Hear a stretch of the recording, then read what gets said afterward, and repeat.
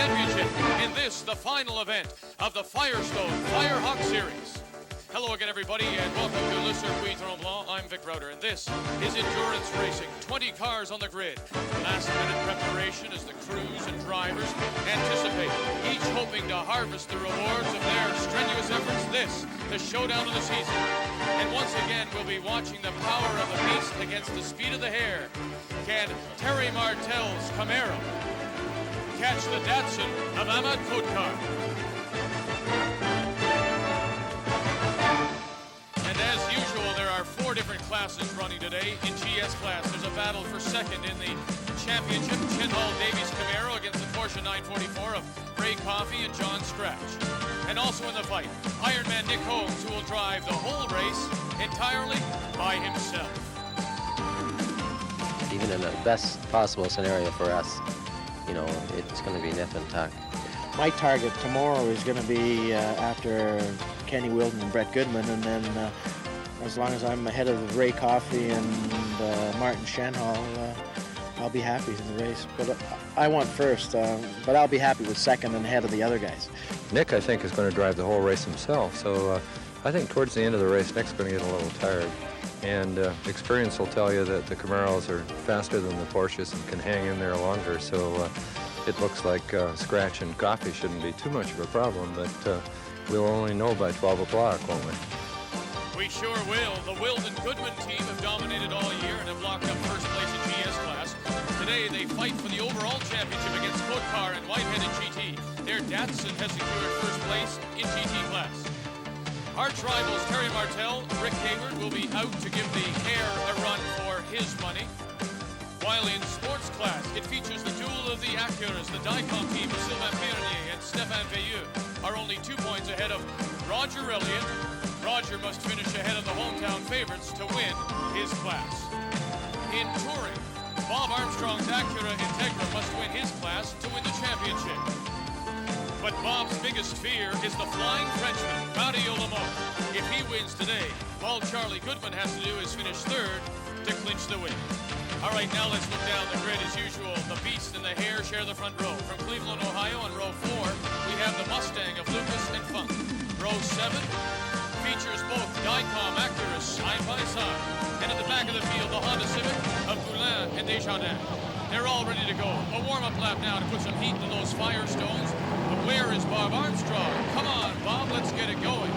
And here he comes. Armstrong joins the field in the back of the starting grid, and we'll be back with the start of this final Firestone Firehawk Series in just a minute.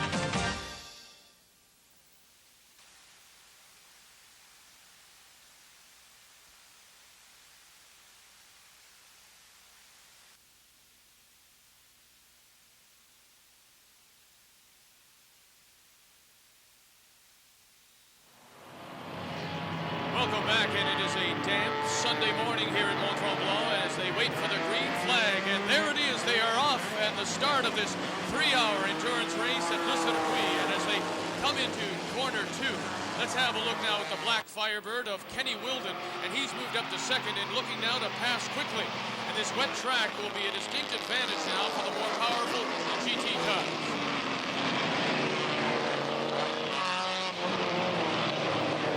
From inside Nick Holmes' car, you get some idea of how damp it is, but it hasn't dampened the spirit of these drivers. You can see Nick trying to get by the Sunoco car, driven by Martin Chenhall. John Scratch is in the Porsche just behind. As they move on to the backstretch, you can see how Terry Martel has already dropped back, and he's struggling with his powerful car in these wet conditions. And the GS cars, well, they're taking advantage. Nick Holmes moving up on Chenhall. He'll try to outbrake him. And he does. Holmes moves up to third spot. Chenhall continues to chase. Scratch in the less powerful Porsche hangs on to fifth.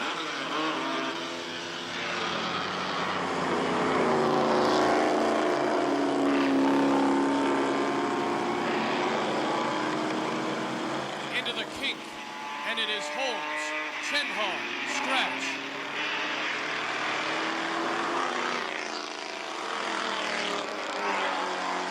Under the bridge and into the famous Emerald Portal.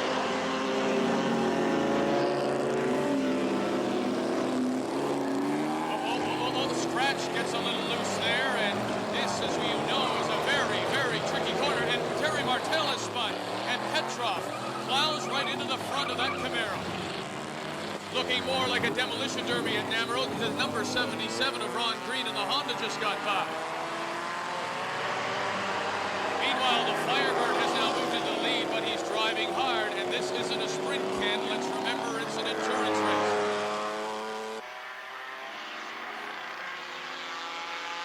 You may remember that during the week, Ken is a driving instructor with Young Drivers of Canada, but I don't think this is the sort of driving he would recommend to his students on the city streets. The rain has let up just a little bit, and as the track starts to dry out, it is only a matter of time till the number 11 car of Ahmad Kodkar will start to catch up. Onto the front straightaway, and the gap is closing. And remember, these two guys are fighting for the overall Firestone Firehawk Championship. Down from corner 2 into Le Diable, and the battle continues.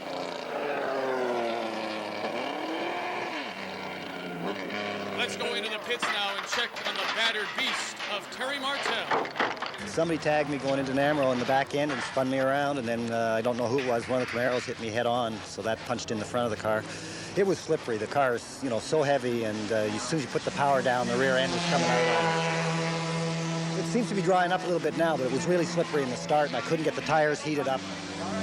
Goes without saying, the crew chief, Ken Adolph, is going to have his work cut out for him. Let's go to the front now, and it is Wilden, Kodkar.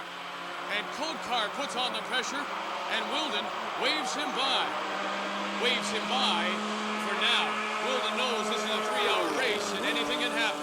Wilden, of course, not giving up, and he will fill the rear view of Ahmad Kodkar. So Kodkar is now your new leader in his Datsun.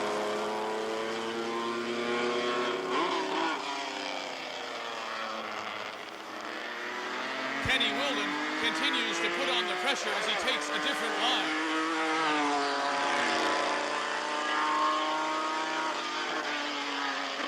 Not far behind, the fight for third spot. Nick Holmes leads Kirk Robinson.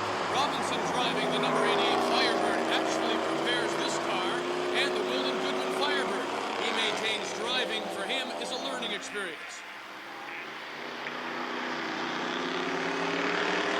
It's a battle between Camaro and Firebird. Under the bridge and into Namaro. And the King. And class is in session. Kirk, you gotta be a little more careful. Last thing he wants to do is be out and fixing his own car. In touring class, the Flying Frenchman is having a great day, and why not? This is his home track. He's way ahead in his class, and here he takes on the big boys of sports. Namaro again, and Mario darts around the number 13 Acura of John Jackson. Nice going, Mario, as he shows him how it's done.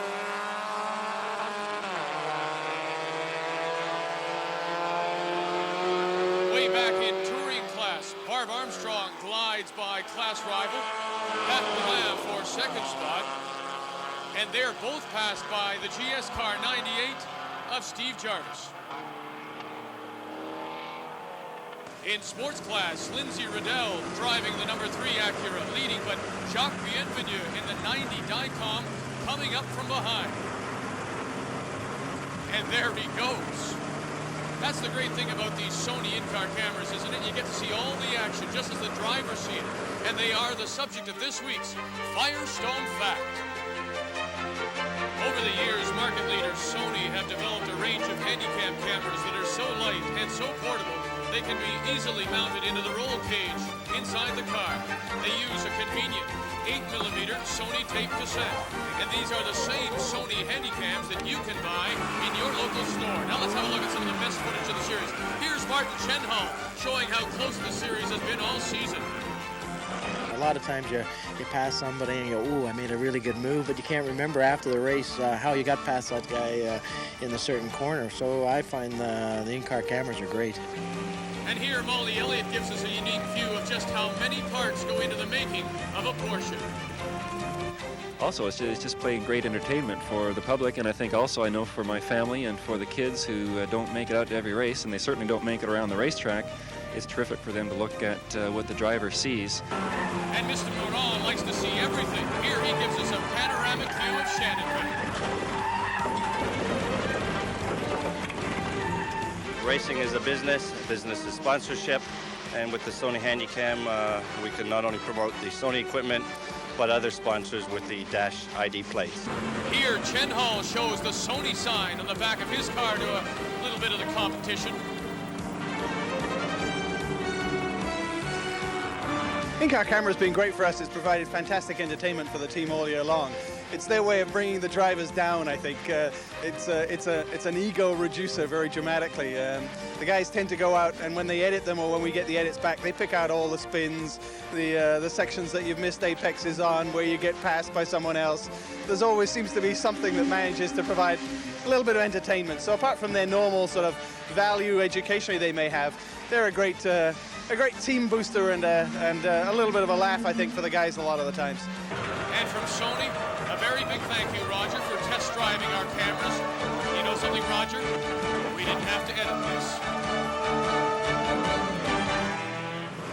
All right, let's get back to the action now, and Riddell still chasing Bienvenu in that number 90 Acura off to the left, and as they come into corner 8, look at this, Lindsay gives it the gas, and he regains the lead in sports class.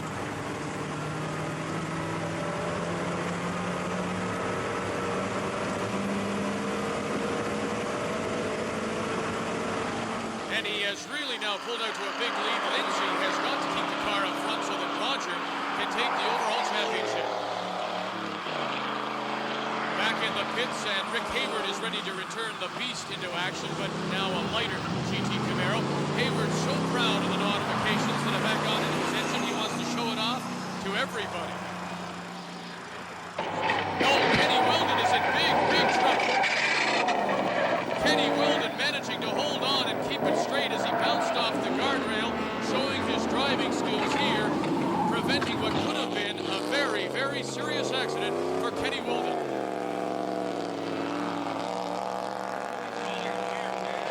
Weldon continues to manage as he limps around the track now into pit lane on his rims, and this is going to all but eliminate him from the overall championship. And now it looks as if the brakes have given out as well as he brings his way into the pits.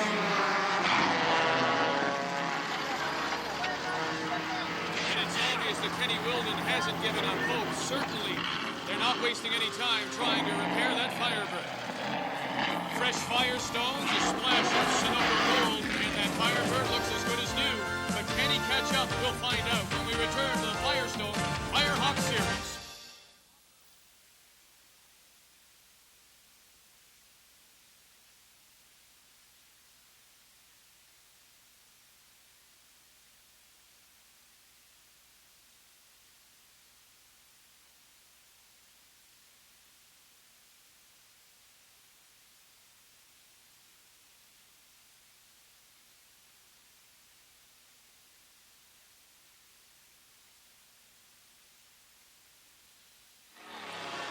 Welcome back to the final race of this year's Firestone Firehawk Series, and Kenny Weldon is back in the pits. Apparently, race officials not very happy with his last entry in the pit lane. You're all over the place out there. Cool it.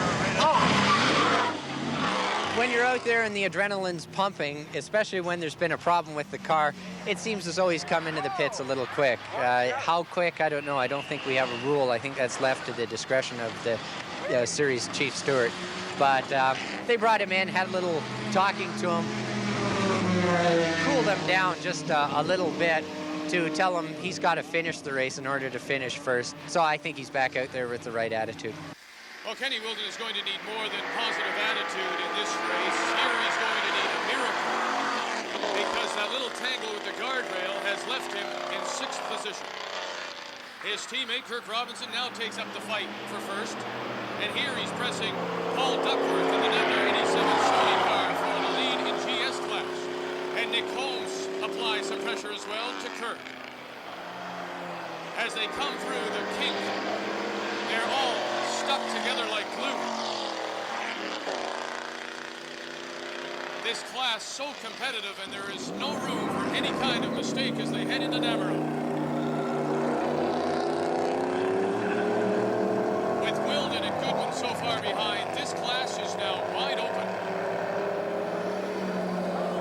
Onto the front straight, and Robinson tries to pass, but Duckworth's Camaro is too fast, and he'll have to wait for another chance. From Nick Holmes' car, you can see just how close these three cars. Nick is also playing a bit of a waiting game. Remember, he's got his sights squarely set on the overall points championship. Look at this. Robinson tries to pass now on the inside, but loses control, and they are both gone. And that's the kind of opportunity that Nick Holmes has been waiting for as he now moves to second overall. In touring, Mario Lamotte is in for his scheduled pit stop, and he can really relax because he knows he's so far ahead. And without a major disaster, he's probably assured of a win. This is good news for Charlie Goodman, but bad news for Bob Armstrong. Bob has to finish first to clinch the overall championship. All Charlie has to do, remember, is finish third.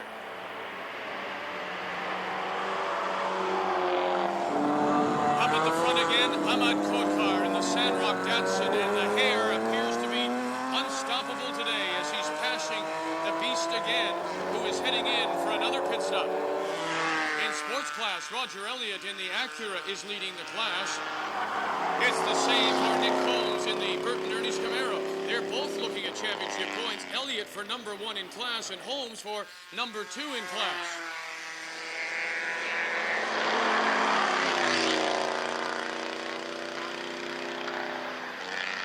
Also in GT class, Paul Duckworth has retired, and you can see his Sony Camaro parked at the end of the straightaway. And here's Kirk Robinson in the Firebird, currently 4th in class, and he laps Petrov in car 36, and he is determined to make up for the lost time in that clash with Duckworth.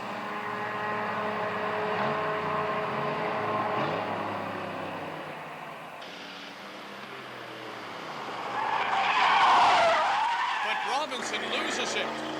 Thank goodness for the wide aprons here at Le Circuit.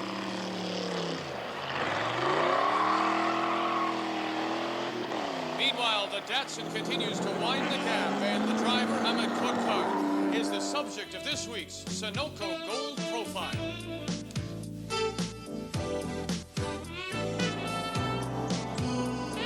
I was born in Iran, northwest of Iran, or southwest of Russia.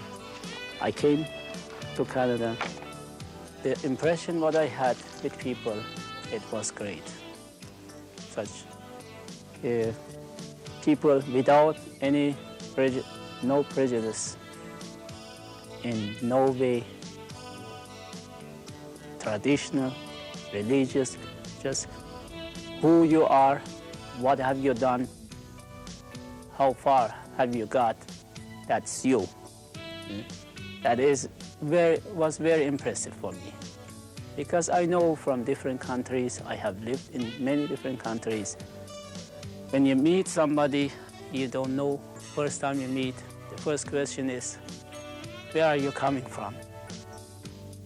That is not necessary. I would like to see, who are you? It is hard for me to relax because I would say I never had any holiday in my life in a usual way, what everybody would do.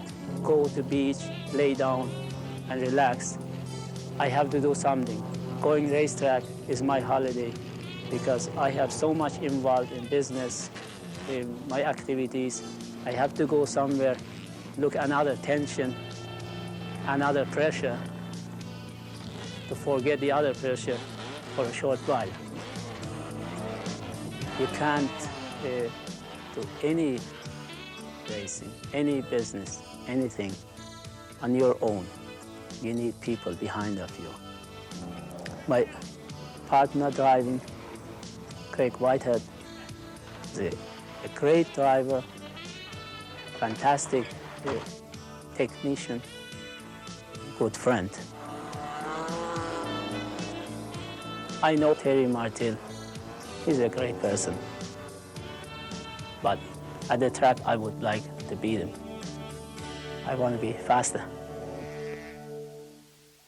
And today, Ahmed's car is faster. Co-driver Greg Whitehead behind the wheel now continues to hold the lead. And with only 20 minutes to go in this race, it is virtually wrapped up. We have wrapped up this race for sure. 20 minutes to go. I'm just applying for the crew. Champagne. Just great people. They did it possible. They made it happen. And now all Greg Whitehead has to do is keep the car going. He has the lead. No more stops are scheduled. All he's got to do is hang in there. And we'll be back here on TSN and return with the checkered flag in this Firestone Firehawk series.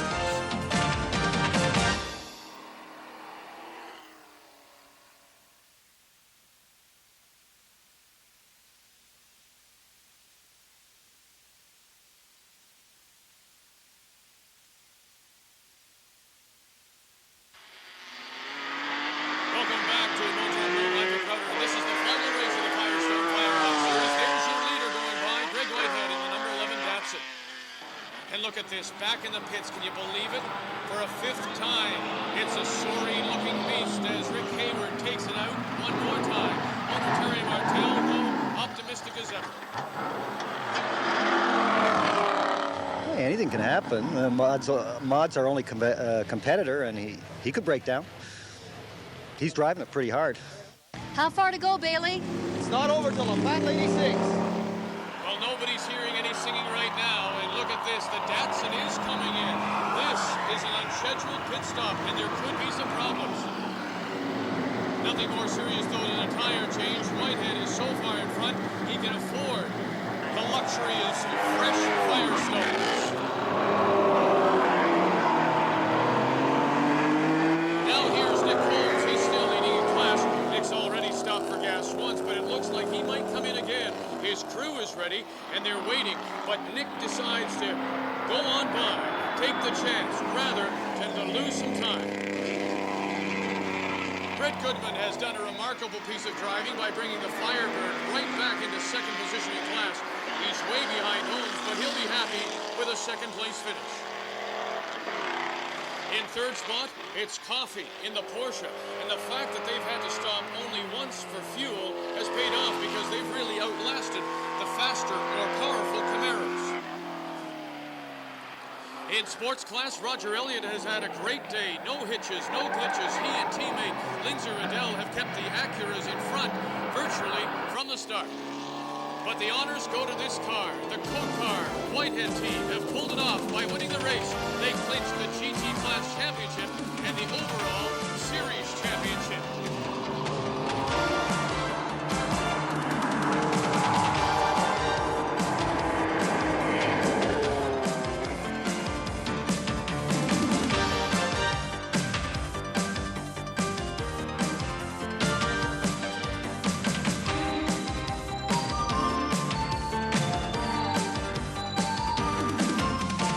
Nick Holmes today, a win in class and second overall. And despite an almost empty fuel tank, Brett Goodman manages to bring the Firebird in, second in class and third overall. But look at this, Ray Coffey appears from nowhere and is going to pass Goodman to take third overall. Bad luck for Goodman, good luck for Nick Holmes. My pit crew told me that he was running out of gas, and they pretended that I was coming into the pits, and they stayed out, and they eventually ran out of gas and stayed out in the track, and then I was managed to come around and get the checkered flag. So it was a little con play on our part. And Nick Holmes' luck ran out as well. A spot check by scrutineers reveals his fuel tank, not regulation size. 1 minute penalty charge in the overall picture, and he has dropped from second to fourth overall. But for Code-Car and Whitehead, they are definitely number one. First today, first in class, and first overall. In TS class, Coffey and Scratch ring up their first win of the season. Wilden and Goodman happy with second and knowledge that they are class champions. In sports, Roger Elliott's win assures him of the championship. And in touring, the Flying Frenchman, Mario Lamotte, led all the way. But it's Charlie Goodman who takes the class championship. And the Haviline highlight of the series, it had to be that incredible pass by Ray Coffey right at the finish line. What a great finish, and what a great way to wind up this series. On behalf of everybody, I'm Mick Crowder, saying we are looking forward to seeing you again next year for the Firestone